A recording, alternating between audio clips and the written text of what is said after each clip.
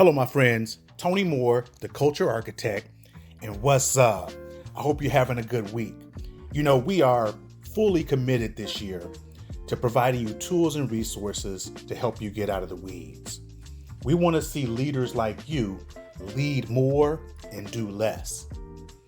Now, if I could snap my fingers and make that happen for you, I'd do it, my friend. But the reality is, it takes work.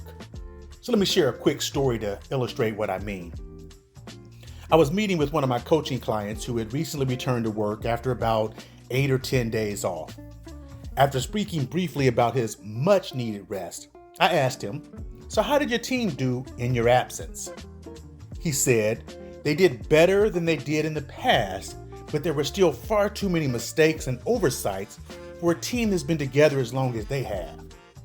He went on to say, and I quote, "If I had been there, they would not have made those mistakes. I don't understand why I have to be here in order for things to go as they should. That's why I rarely take any time off." Well, after a brief pause, and of course, if you know me, pausing ain't ever been my superpower, I said, "I know why they don't make good decisions when you're not here." "Really?" he said with a little bit of skepticism in his voice. "Why is that?" My answer?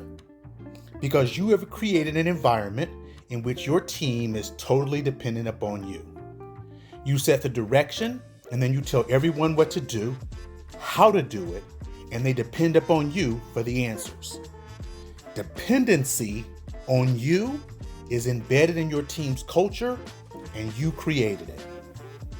Well, if you've been part of That's Cool Nation for any period of time, then you are likely familiar with law of culture number 3. Your culture is perfectly aligned to get the results you're getting. Let me repeat that because I want it to sink in. Your culture is perfectly aligned to get the results you're getting. Well, for this particular leader, I challenged him to begin by taking ownership for the role he is playing in the culture of his team. We worked together to diagnose the disconnect between his desired results, independent, effective decision-making, and the results he was getting, dependency on him as the answer man.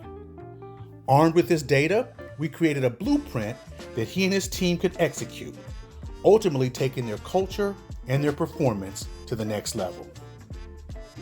Whether you desire innovation, empowerment, or independent decision-making, it is important to remember there is an inextricable link between culture and outcomes.